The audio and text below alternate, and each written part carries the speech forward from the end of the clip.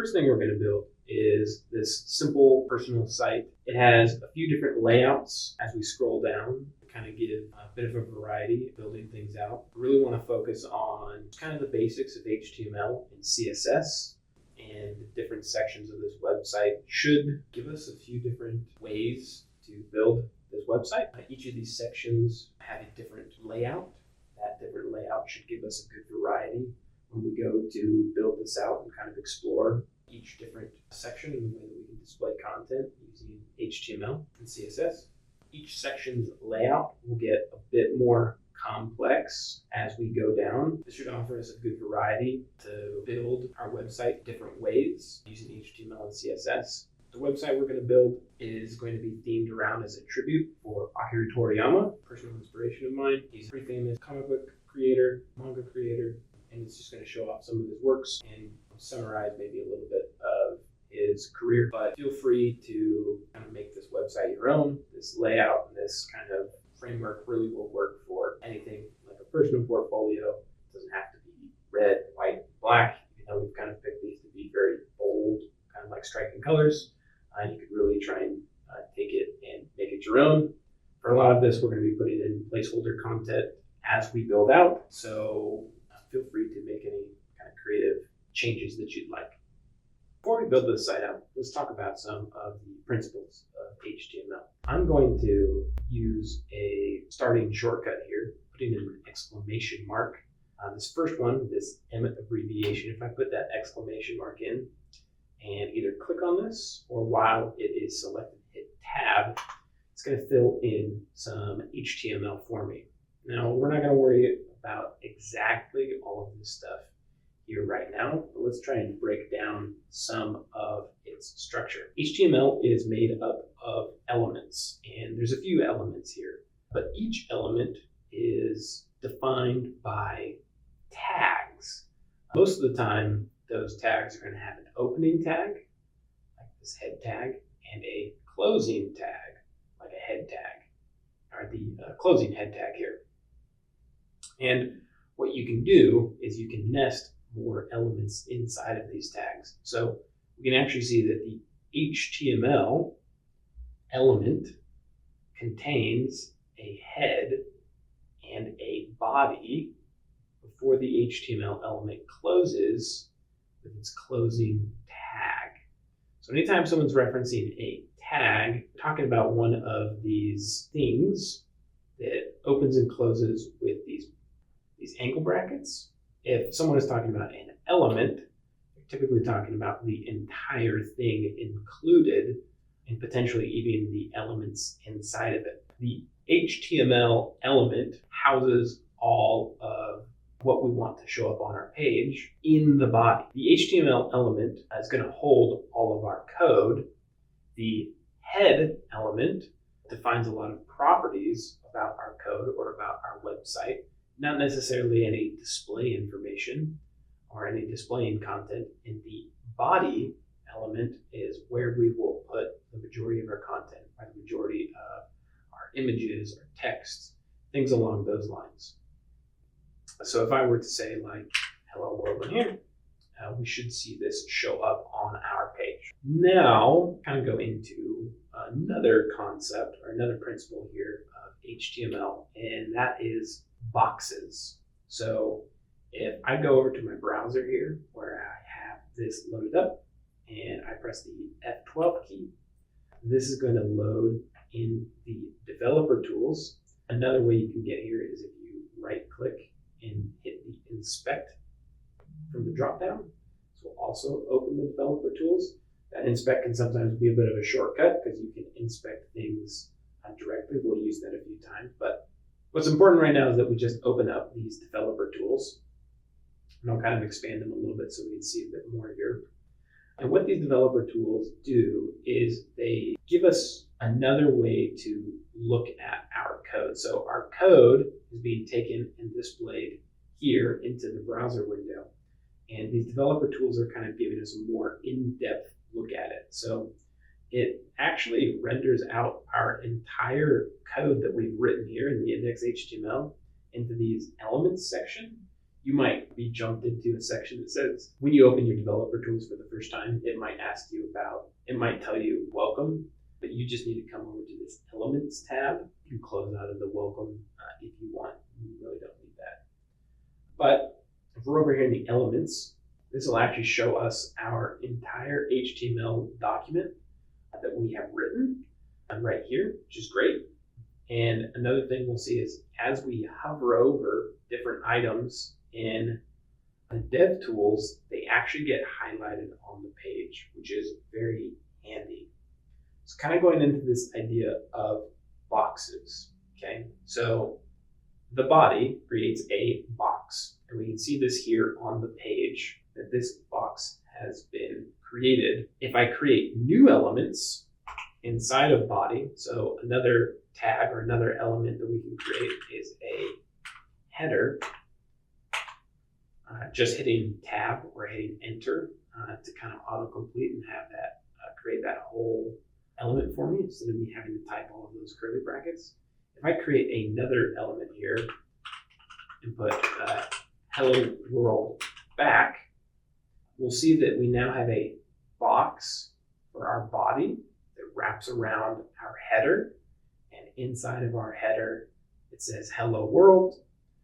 If I wanted to get even deeper into this, I could use a heading tag, and I've used headers quite a bit and head tags, head elements in quite a few places now, so hopefully it's not super confusing. The head is for details of the page. The header is typically top of your page, a landing of the page. And then H1 is a heading, or another way to declare. If we go back into our dev tools, after we have our header, our H1, and hello world, we'll see that body is an element, inside of body is the header, and inside of header is the H1. And this is a box in a box with another box inside of that. Now, something I could do is maybe we'll create a P tag. Okay, and P tags are for paragraphs, and I'll just type a little something. We'll see that what has happened now is we have our body, our header, and then we have H1, and then the H1 and the P tag are actually next to each other because the P tag came after the H1 and not inside of it, created another box next to it. Since I created the H1 and it closes here, and then the P tag opens and closes next to it, these are what are considered siblings, the H1 and the P tag. They appear like this on the page, and when we look at the dev tools, the body contains the header contains an H1 and a P tag, but that's it. Now I could, while holding down Alt and using my arrow keys, I can move this line of code. If I move this line up into the H1, I save this again, we'll see that not only did the font size of that type of little something grow, but now when I look at my dev tools, that is because the header contains an H1, which contains hello world and contains a P tag. So this is probably like one of the things that most people get caught up on, and that is, kind of these descending tags, or these kind of tags containing tags. The important thing to consider is that we're just trying to create boxes in boxes. A lot of times those boxes are going to go next to each other instead of inside of each other, and that does take a little bit of time and a little bit of practice. We're going to try and do a couple things to mitigate and to reduce some of that confusion though. Let's try to build out a little bit of this website. So one of the first things that we probably want to do when we look back at that original website is that we had a big old name on the page, we had an image, and then maybe some links. So what we could do is we could change this out to the correct name. And sure, that looks totally fine, right? But we probably want an image as well. This is using the image element. Do not write out image though, because that is not actually the element. It is img. Why it is shortened like that. I'm not totally sure. And what this does is this creates a element to host an image or to house an image. It's going to be kind of hard to see though, because our image does not have a source. And so this source needs to be filled out with the image we are trying to show. What we're actually going to do is we're going to open back up our File Explorer. Now, I actually have an image that I have downloaded. So if you want to do a similar thing, or you can take an image that you already have, I'm going to paste it into our project, our image of our Toriyama, wonderful image of Toriyama here. So I've included this image, author and illustrator here, and I want to use this image inside of our web page. So inside this image element, I'm going to fill out this src, or this source attribute, with just the file name. So we can see that our IntelliSense is trying to suggest to us, hey, are you looking for the Toriyama.jpg? I have some other things coming in here. These are coming from my extensions. If you don't have all these other things coming in, that's okay, but it should be coming up with at least that file here. I'm gonna do that, I'm gonna hit save, and we will see our image show up. Now this alt is not something that we need for the image to be displayed on the page, but it is something we should try and fill out whenever possible. In fact, when we hover over this alt, or this alternate attribute, you get a good definition of what is meant to be put in here. So if for whatever reason our image couldn't load, it would display this onto the page. And so we would say maybe a picture of Toriyama at an illustrator's desk, like that, right? Now, let's say there was a typo or there was something wrong and our image couldn't load. Now, if we were to ever look at that, this image would come in with this kind of like broken link icon, and it would essentially print out the alt to the page.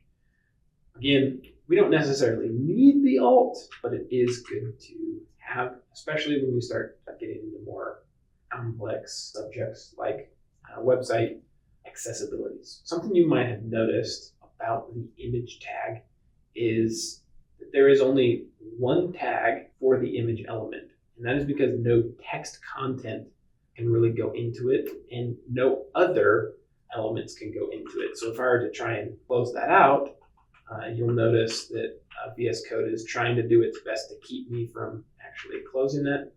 Image tag is self-closing, meaning it cannot hold any other elements. It is just it, and nothing else can go inside of it. That's totally fine. Maybe we won't say, type a little something here. The picture of my subject has their name, maybe a little bit extra type here, but this does not look at all like I want it to. This is where our style CSS file will come into play.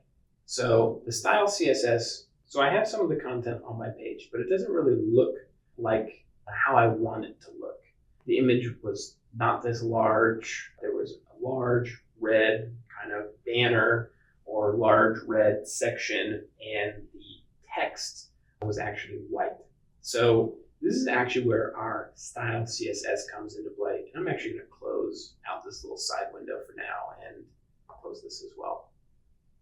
So where our index HTML kind of defines the structure of our website, the style, or the CSS, will give it a lot more rules about how it should be displayed, how it looks, and the overall feel, where our index HTML is more or less just structure, image, then H1, then a P tag, all inside the header. It doesn't really define exactly how the header looks. Style CSS is going to be made up of rules.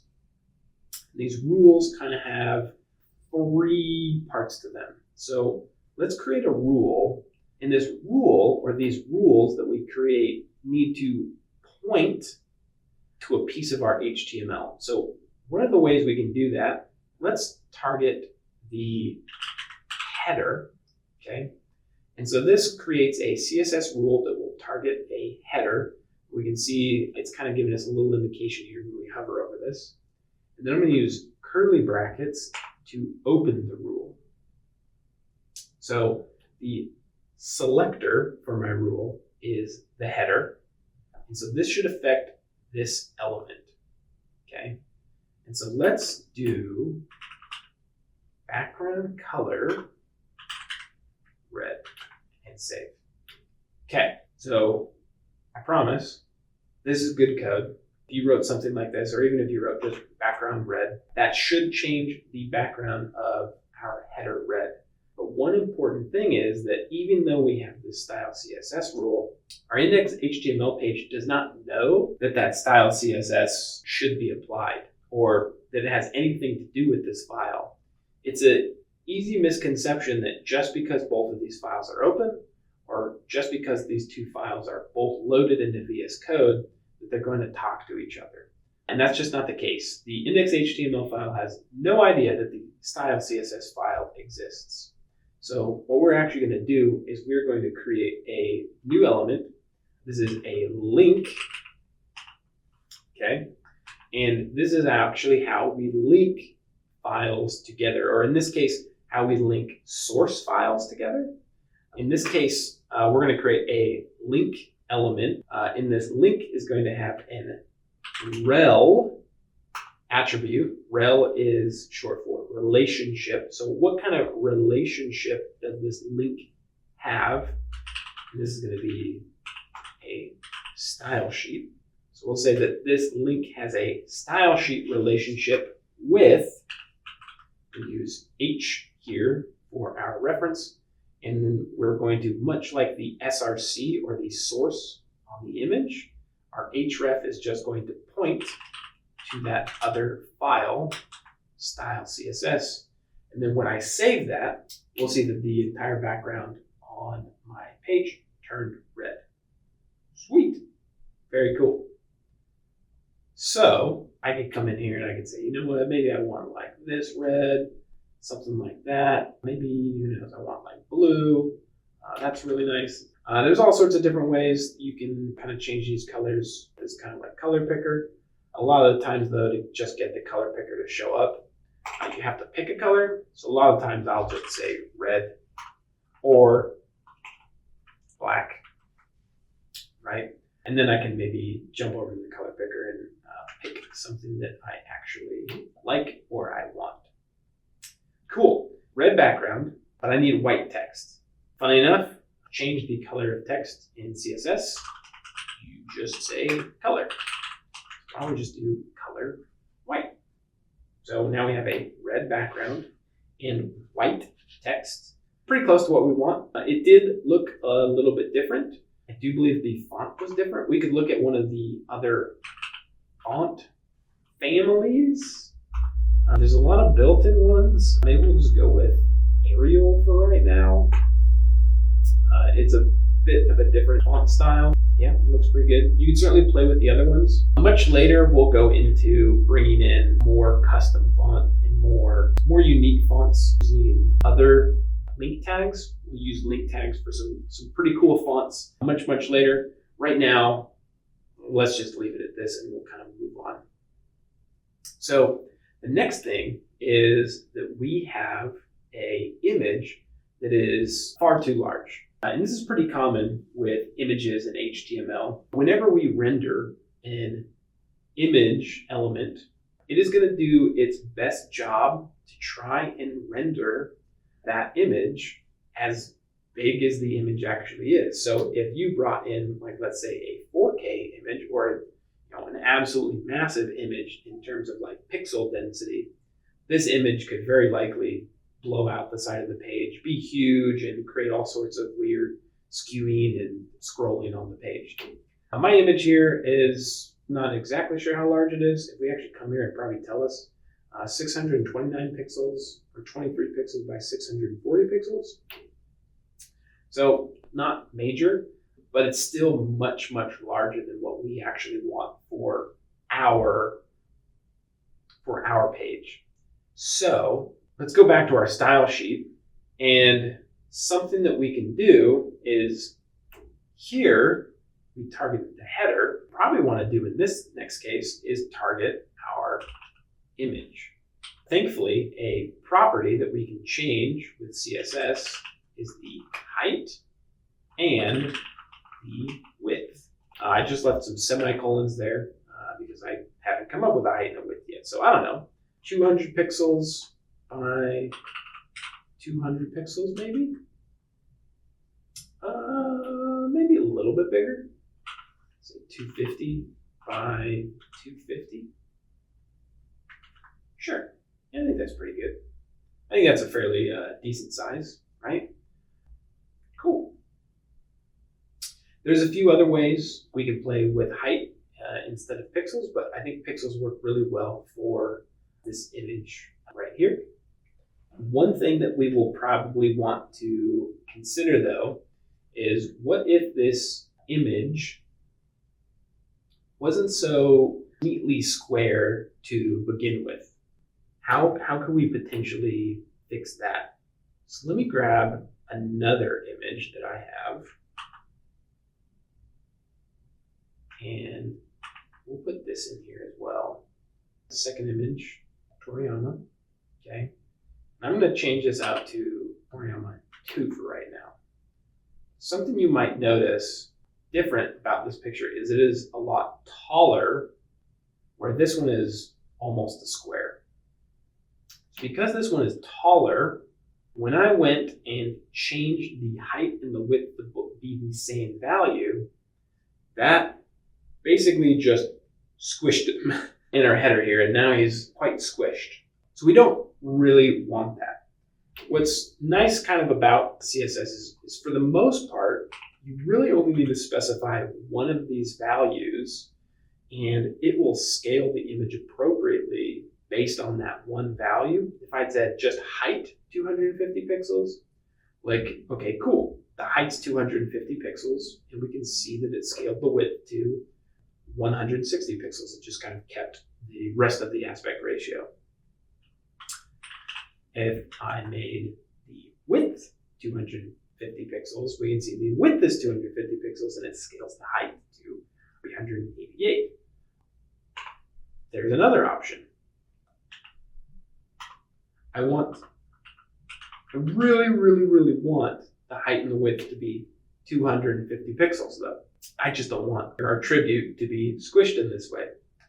There's another property that we can access that is object fit. I'm going to hit tab here to complete that. And there's a few different options we could use, like contain.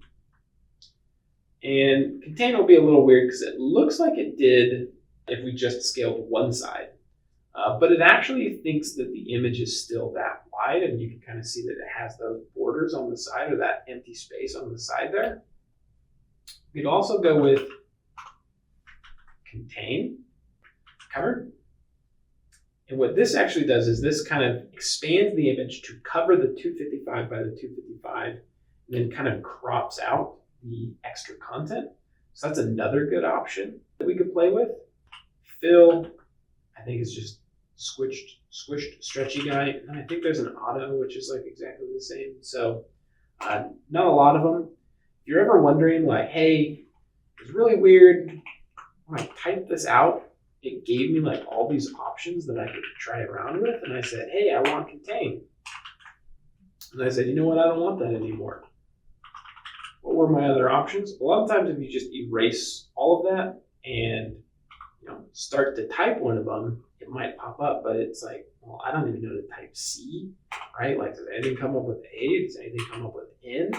You can use Control and Spacebar, and that actually brings back up the IntelliSense for, whatever kind of context you're in here. So we can look at other things. We probably want something like cover though. That looks pretty good. I am going to go back to this first image though. Oh, it's JPEG, of course. File extension, that makes sense. Cool. I think that's a good header image, and I'd like to use that one. What else was kind of wrong with this? Well, our image was not a square. So thankfully there's something we can do here as well. This property would be the border radius.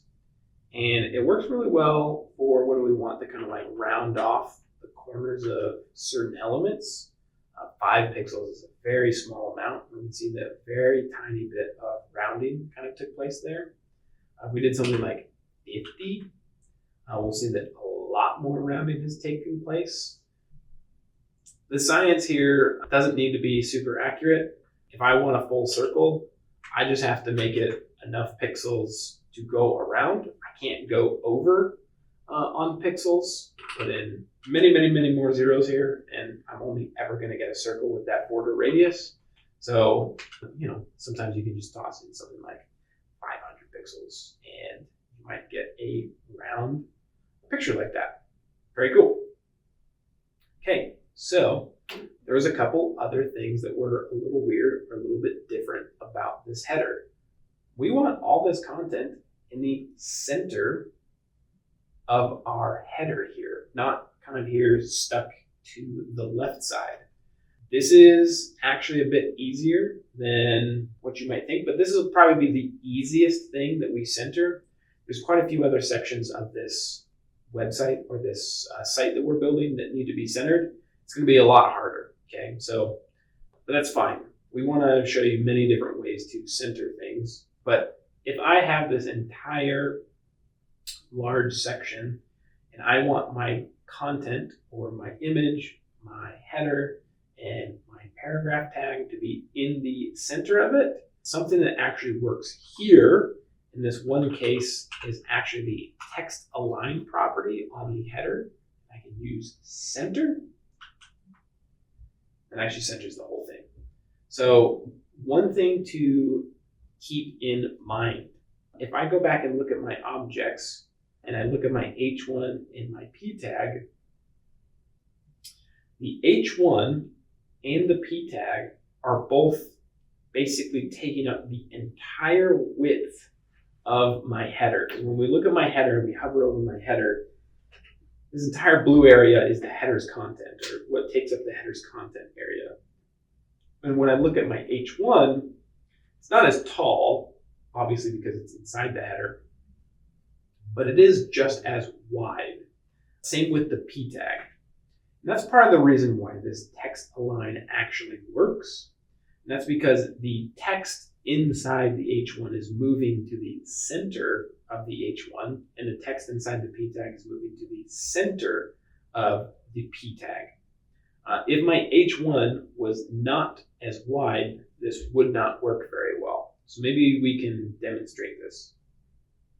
If I click on the H1 here, it will bring up the styles for the H1. We can actually see that it has some inherited styles from the header, which is nice. But we can kind of look at this other side of the dev tools here. Header, image, H1, P tag. If I click on my header, I can actually see the styles that I wrote for my header right here. If I go click on my image, I can see these styles that are applied to my image. Something that you can actually do is you can kind of check off and on these boxes. Again, those are pretty square. Object fit. Looks like if I don't have these little squished border radius, 500 pixels. Turn that on and off, right? Maybe I'm playing with some of these things. Go back to my header. Take that off. Maybe I'm kind of like testing things out, trying to see how things look. Okay. Another thing that you can do though is you can actually change these values. If you ever click in here, you can actually type new values in.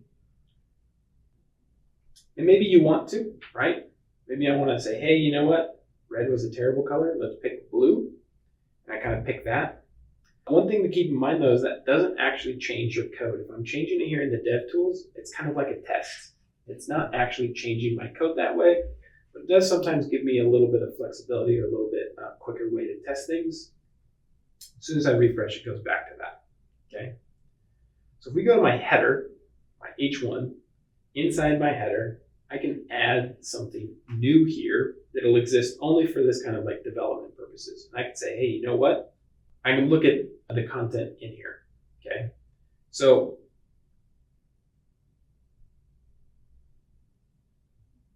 let's make this a little bit different. Let's target my H1. And I'm going to give this a width 500 pixels. Okay. Now, out here Toriyama, the name is way over here on the left. Well, that's so weird. It should be text centered, right?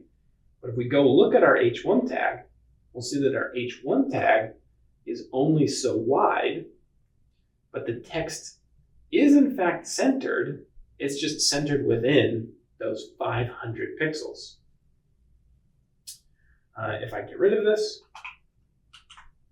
look at that again. Now it's as wide as the rest of the screen, so it is in the center of the screen. This works great for just kind of simple text elements and pictures, but in the next couple sections, we'll see that this probably won't work, but we have another way to do it that also works really, really well. Okay. So we're pretty close, but there's a couple other things here that are weird. Number one is there's this weird white border around everything. When in the demonstration, it was all, or in our kind of example site, it was all edge to edge. How do we fix that? This is where maybe this little box down here comes into play. This is our HTML box model, okay? And as we've hovered over things, you may have noticed, or as we've clicked on things, you may have noticed that that box has changed a little bit. It'll always look this way, but the values on the inside of it will change. If we click on our image here, we know our image is 250 pixels by 250 pixels. And it highlights in a light blue. In our little box down here, we'll see that 250 pixels by 250 pixels, and it shows light blue on the page again. And then there's no padding, no border, and no margin. So what if we looked at our H1 here? And so here we'll see that the blue for the H1, or the content of the H1, is this. It kind of highlights just the blue section. It has no padding, it has no border, but it comes with 21.44 pixels of margin, and then it highlights that orange section kind of across the center. Now, this orange section actually isn't orange. It's not actually going to show up, but you can see that there is space here on our page in between the name and the picture. And that margin is what creates that space. Now, we didn't write in any rule that said, hey, you need margin or you need them to be spaced out, but we can see in our styles here that there are these user agent style sheets. These are basically the baked in styles for elements. Every element has its own default styles. And that's what these user agent style sheet styles are. These are just the default styles of this element. And a couple of them are margin block start and margin block end. And that's just talking about the margin on the top and the bottom of this element. And it is creating that space.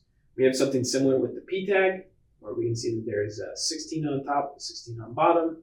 We can see that by the orange color there. Our image tag has none of that. And that's why there are hyphens everywhere. So where is this weird little white border coming from? Well, it's not from the P tag. It's not from the H tag. It's not from the image tag. It's not from the header.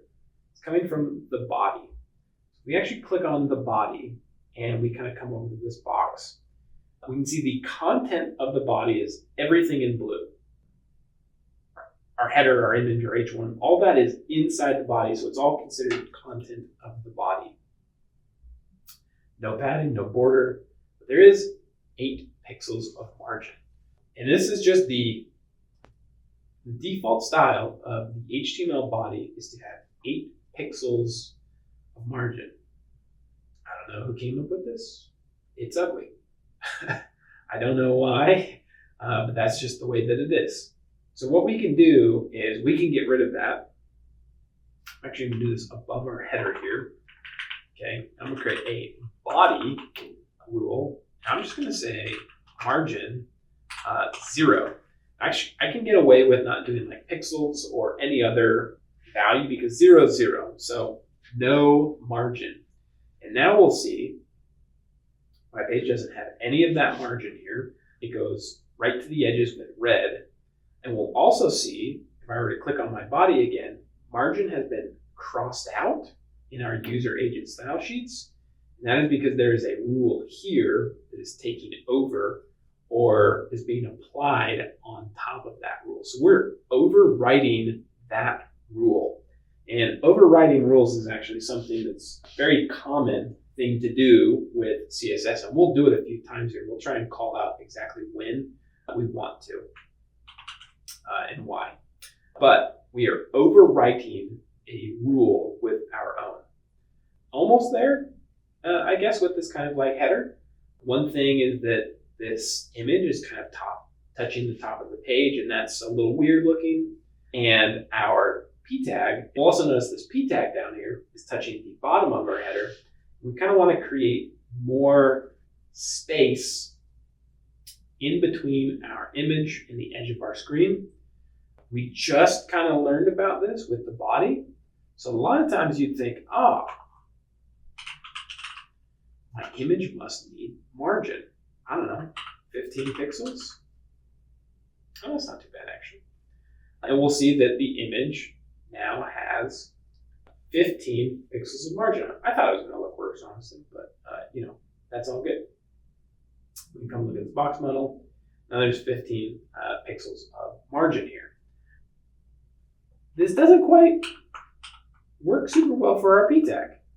Maybe we want to say, hey, p tag, you know what? You have margin of 15 pixels too. I want to create some space between you and the bottom. Well, how come it's not actually creating that space between, how come the p tag isn't actually creating the space between itself and the bottom like the picture did? We can see the p tag does in fact have 15 pixels of margin on every side, but for whatever reason, the margin on the bottom of the p tag doesn't actually increase the red of our header. And that's merely just because it's the end of the page. Margin is used to move items away from each other, and it increases the white space in between elements, okay? So there is no element after the p tag, so it's not actually going to do anything if I create more margin here. It'll be completely ineffective. So I actually say margin is not an appropriate tool here, which is perfect because we can now actually use the other thing here, and that is padding. None of our elements actually have padding on them, but padding is probably the one thing that we'll want to use the most. And we actually want to create padding for our header. So let's come in here and we'll say padding 20 pixels, something like that. And so now there is a pad between the header's content, this blue, and the padding between the border of our element. The border kind of being the edge, right? There is 20 pixels of padding before the content starts. And you'll actually see that that padding does push that p tag into its margin as well. So there's quite a lot of kind of space there now. This is meant to be green, but when the green is overlaid the red, it looks quite orange. So maybe we'll change this over to like a very light pink for right now, so we can see that that is highlighting green in our dev tools here. Cool. So padding is usually the one you're going to want to use. It's when you're trying to create white space inside of an element. Sometimes it's just, where are you trying to create that white space? A lot of the times padding and margin can be used interchangeably, and a lot of times you probably will use them interchangeably, but they do have differences, and sometimes those differences can make or break your web layout. So I would say a lot of the times if you try to add margin to something and it doesn't give you the look you're looking for or the look you want, try using padding instead. Same goes with padding. Maybe padding is not exactly the way you want it, so instead you use margin and just kind of play around with it. CSS is very much a testing. You got to test it to see how it'll look. Very rarely will I just be able to type something in and get it to look immediately the way I want it to look. Oftentimes I need to play around with it quite a bit. Even the same thing goes with index HTML. A lot of times it's typing things out, moving things, testing things to try and get the look you want. Okay, so now we need to probably look at our different little icons we had down here, or our different little sections down here. We're actually going to create links. These links are eventually going to take us to different portions of our page. So let's get rid of this p tag for now. And let's actually use the element for links. And you're going to be like, cool, link. Well, you'd be wrong, unfortunately. Let me explain a little bit more here, okay? If there's an element on my page that I click on that is going to take me somewhere, that link is different than one of these links. This is seen as a link between files. If we want to have an element of the page that is clickable, that will take us to a new part of the page, we want to use an anchor or an A tag. You can't type out anchor, by the way. You do have to type A, but A is short for anchor. And eventually we'll add some attributes to these anchor tags that let us jump between our pages very nicely. So I do have 4 sections to this website that I want to build out. Early career. Hey, oh, well, spoiler alert. This is how we will get to different sections of the page, is with hrefs.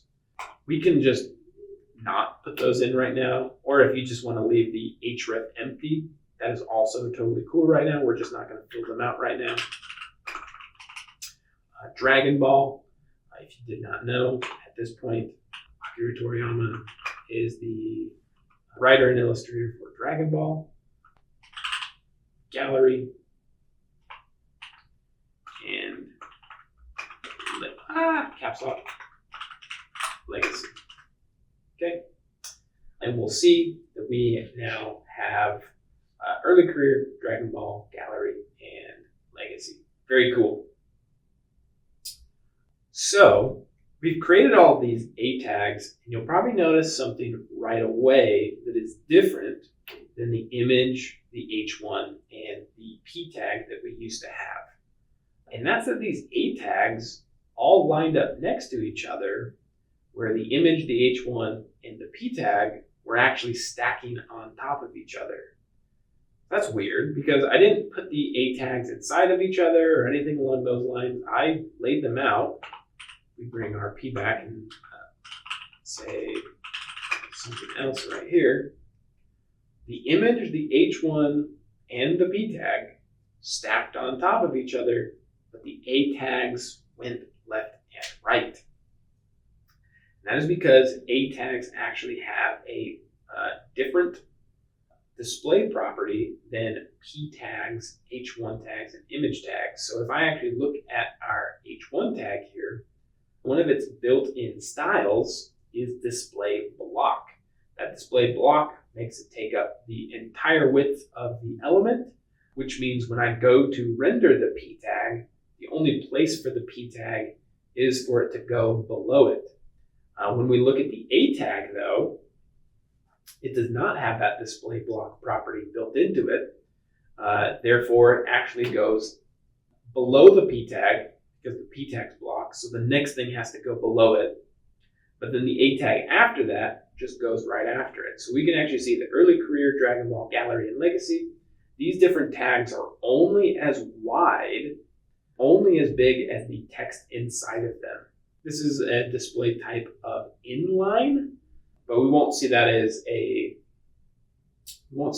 built-in style here because that is just the default display type of elements. So unless something specifically says display block, it is going to be as big as it's supposed to be. That's just kind of an interesting thing there. So that does work out well for us because that is exactly what we wanted, but they are pretty close to each other, okay? And we probably don't want them to be this close to each other because they are kind of hard to read. So this is a good use case. We come in here, do a tag, target our a tag. And again, we could try padding, we could try margin.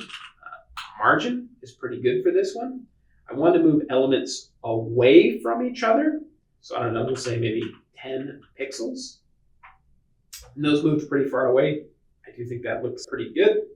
I do think it'd be nice to have these be a little bit more prominent. So I'm actually also going to say font weight bold.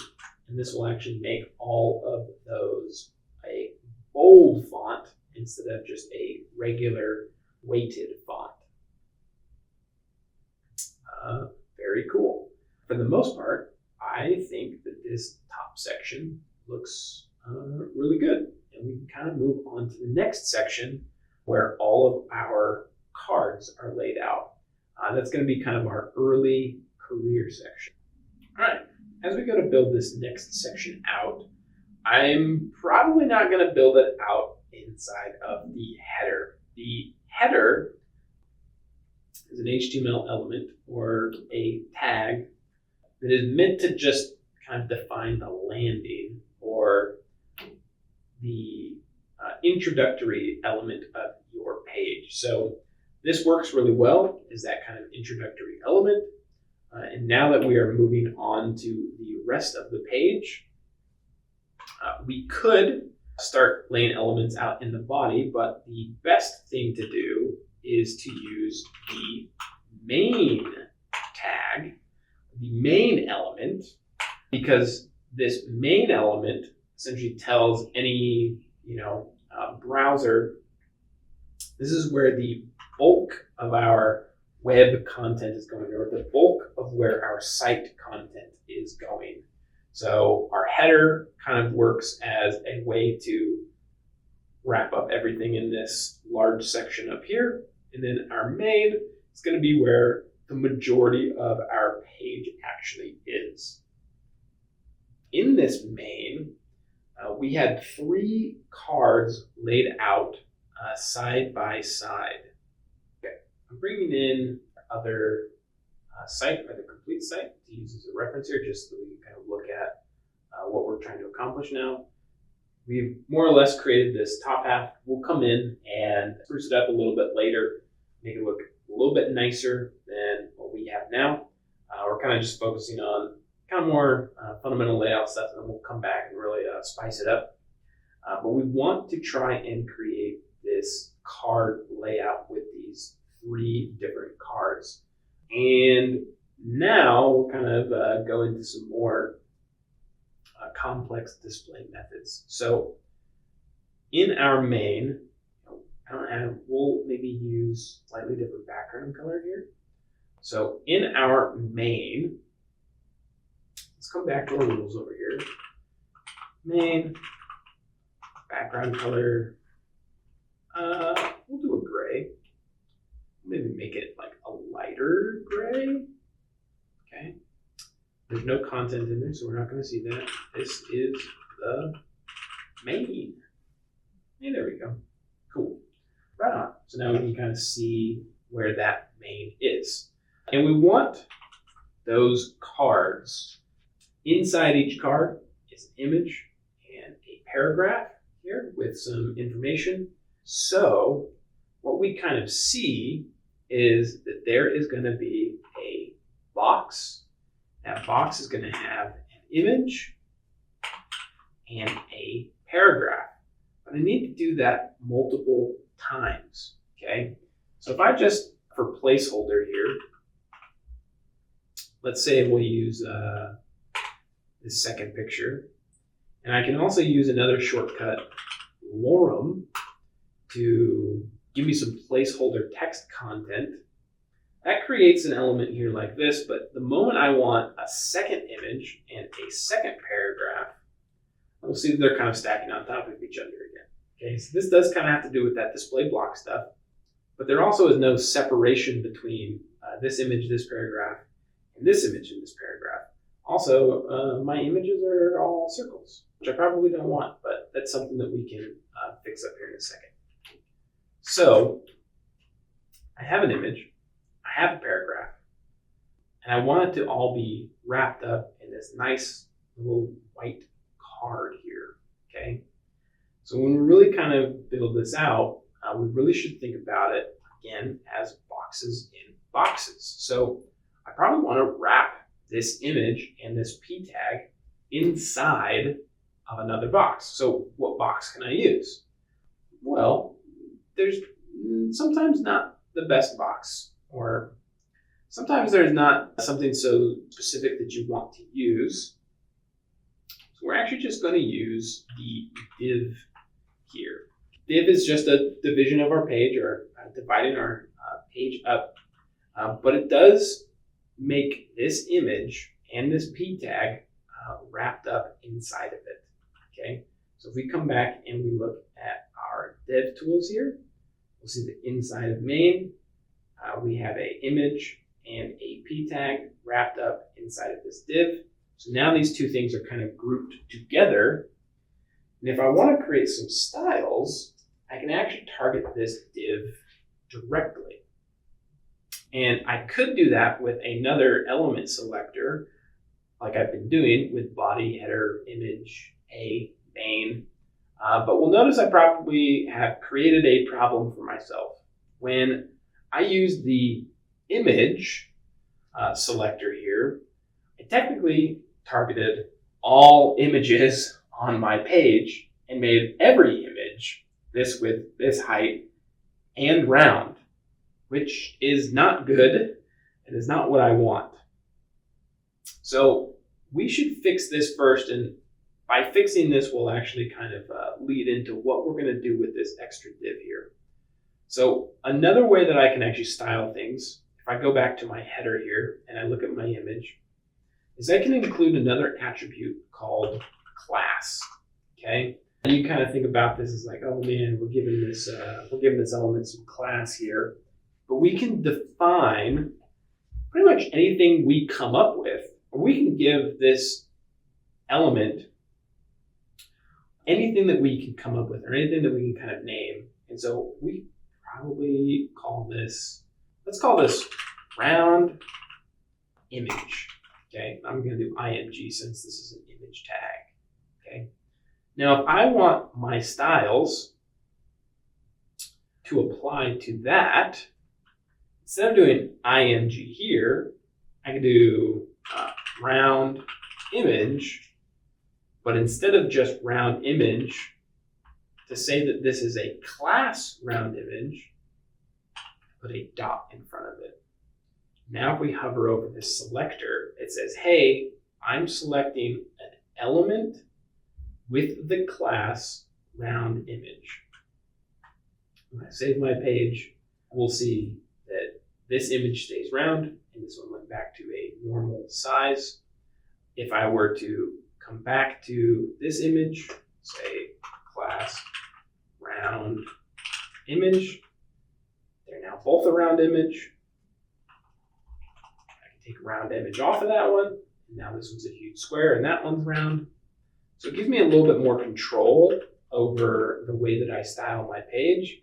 It's actually probably a bit more of a best practice to style things through classes as opposed to kind of doing these wide sweeping style changes through elements. Now, the elements that we've kind of used up to this point are pretty specific.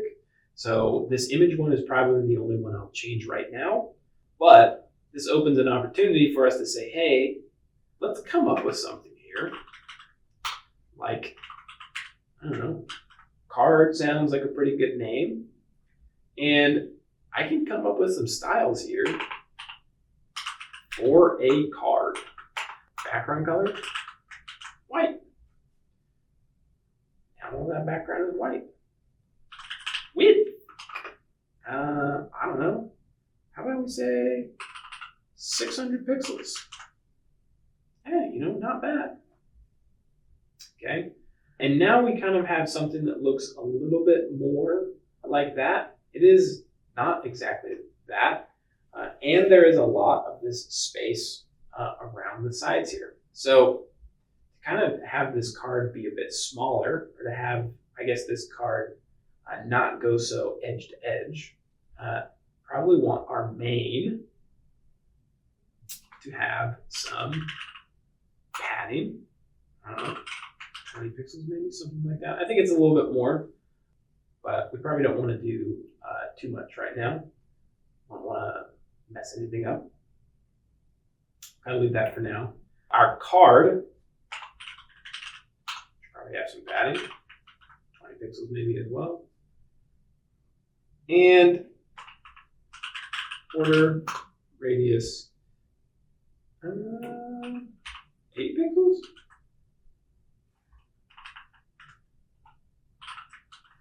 Pixels? Yeah, something like that. Cool. Now that card is starting to feel a little bit more like that card. I think our card is actually much, much bigger. And we'll go down to 400 pixels. Kind of right, maybe. There's a lot of padding in here, though. Another thing is that our card's image and paragraph are top and bottom instead of side by side. And these ones are side by side. Cool. So how did they get that right? And this image is like so big in comparison.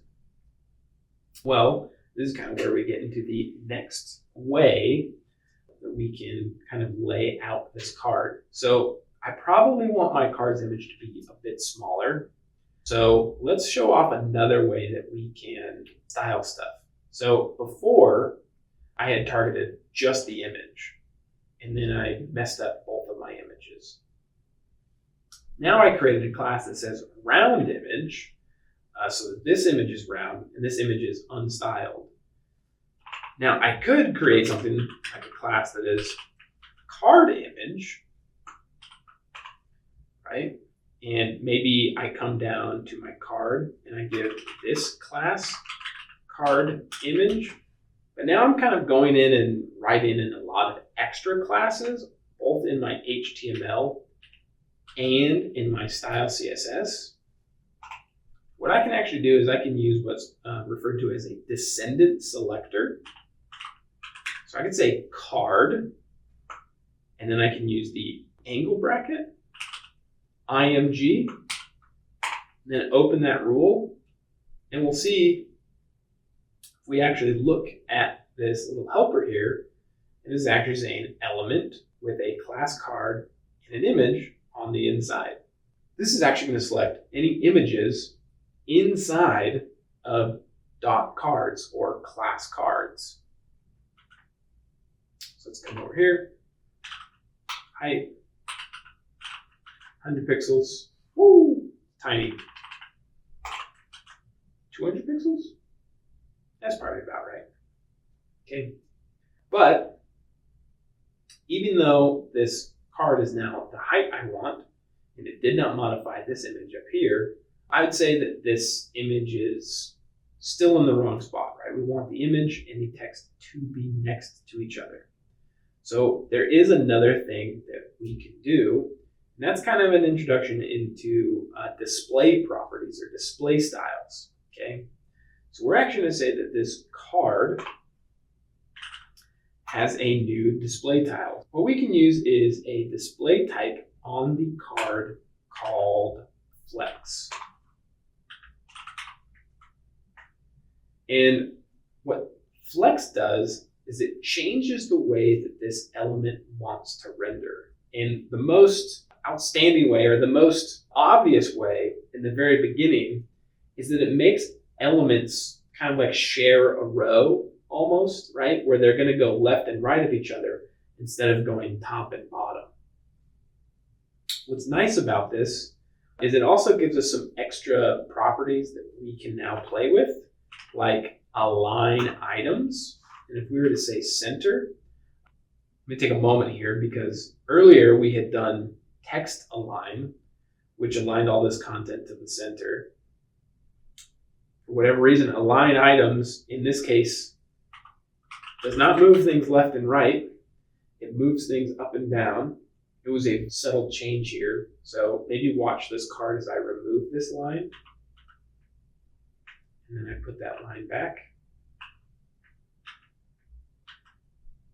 You can see that it brought that text to the center of the card. I know that totally makes sense. Text align moves text left and right. Align items moves items up and down. I don't know who wrote it, man. I don't know who came up with that decision, but that's the way that it works. The key here is that this display flex is happening on the card itself. So because the card, using the selector here, or the selecting tool, the element selecting tool here, to kind of hover over and view some of these things. So because the card itself is housing the image in the paragraph tag, or because the card itself is the box that contains the picture and the p tag, it being display flex allows it to move the content inside of it. So let's make a couple more cards. If I just highlight all that, Control C, Control V, Control V, we'll see that I now have 3 cards. Cool. We'll just kind of leave them like this for right now. Okay. I want these cards to kind of be laid out in kind of a side by side, and maybe in a slightly different way.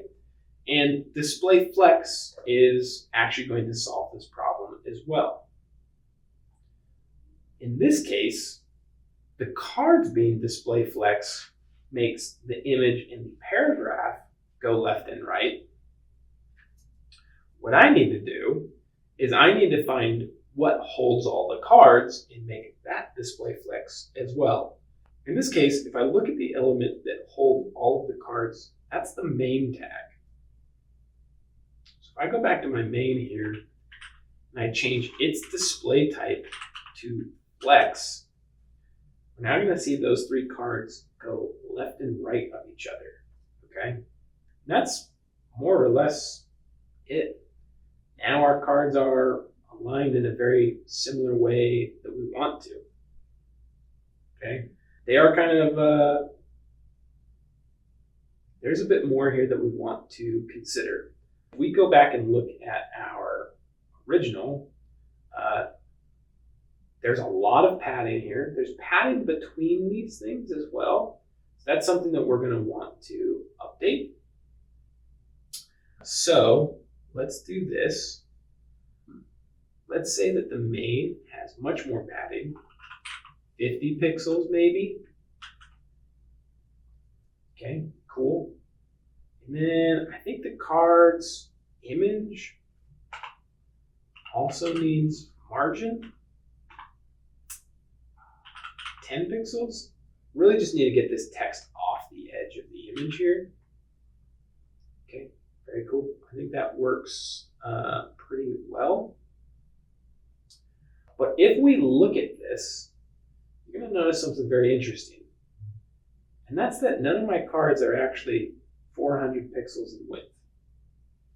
And that is because display flex is saying, well, there's not enough room on the page for 3 cards that are 400 pixels in width. Now, something that we can kind of do is we can kind of just grab the edge of our browser here and we can kind of shrink it, kind of simulate a smaller screen. Like if someone was looking at like a mobile screen, they may be looking at something like this. We can zoom out with Control plus and minus to simulate a much, much larger screen. We can kind of see the pixels in the top right corner there, or if someone had a very large screen.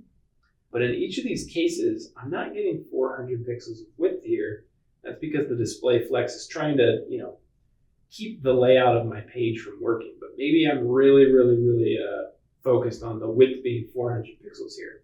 We don't want this, but for right now, we kind of want it, at least for this example.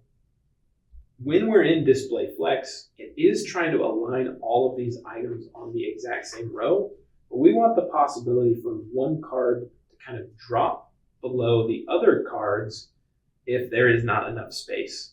And this is another property that we can apply to something that is display flex, and that property is called flex wrap, and we will say go ahead and wrap. Cool. And now the card at the end saying I didn't have enough space, so I actually went down and moved on to the next line.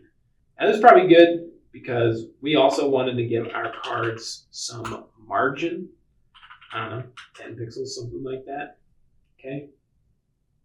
But our cards are now kind of like in this really weird, ugly offset. If I zoom in and play around with screen sizes and kind of zoom in and zoom out, we'll see that the moment there is enough space for this card, it comes up to the same row, which is good. But in all of those cases, everything's just kind of stuck over to the left, which really doesn't look great. So another property that we can do is justified content. And we can actually use something like justified content center. And that's actually going to take these cards and it's going to put them into the center of the flexible space. And this is something I do like to point out.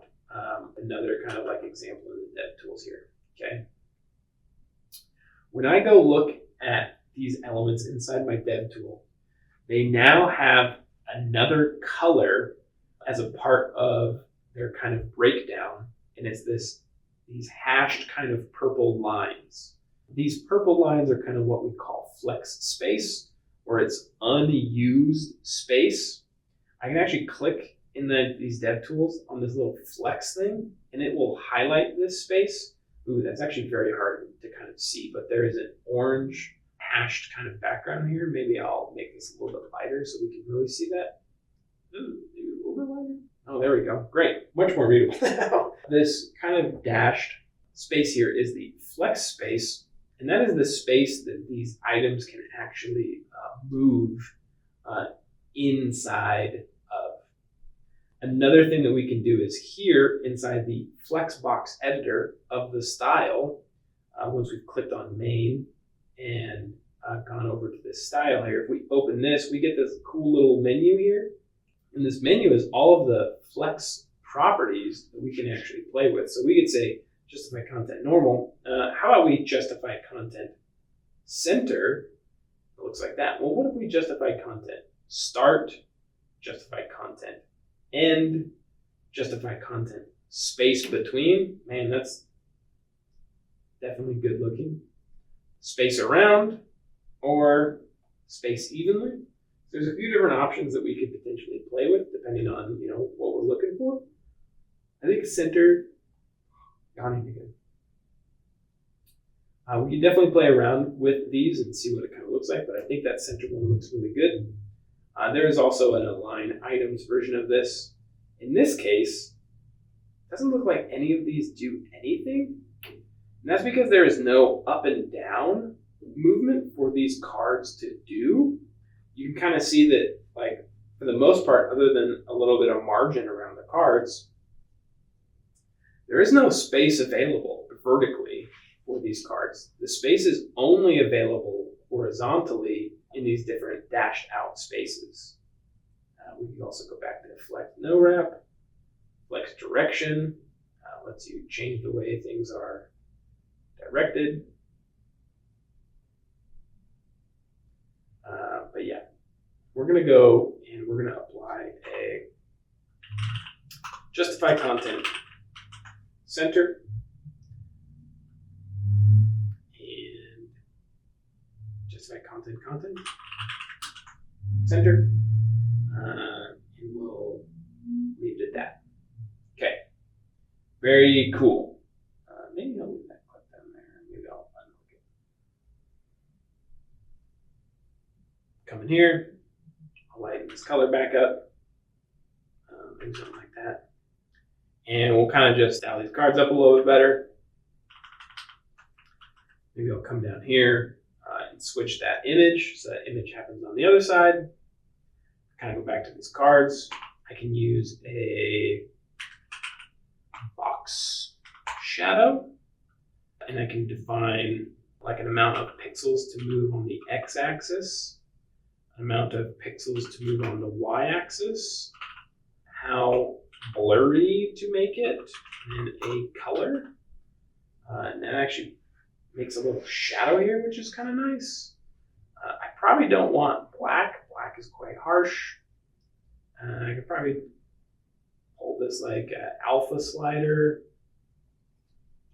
down to like 0.4 or something like that. That's a bit more reasonable for shadow, but that kind of lets them pop out a little bit more. And then I might grab a different image, just so that it's not that exact same image over and over again. Now, I do have some images kind of prepared, but you could certainly go anywhere and find some images on the internet. But I did want to show off another way that we can source our image tags. So in this case, we're pointing to an image that is sourced locally, or that image is here in this folder with us right now, right? But that doesn't necessarily have to be the case. We can pull an image from the internet if we just grab an image URL. Oftentimes, if you just find an image on the internet, you can right-click on it and say like copy image link or copy image URL. I've done that with a couple image URLs that I want. I just found them on like Wikipedia. And if it is a URL, then that just brings that image in, basically just through a network request, and says, hey, I'm trying to load this image from the internet. Other images here that I had.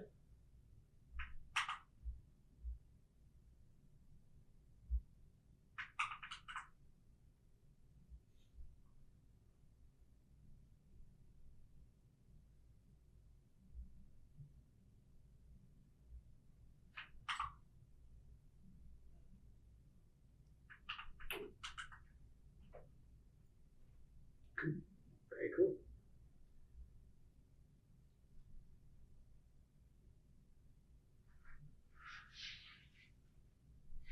All right. So now that I have those different images in from those different image URLs, we'll kind of move on to the next section.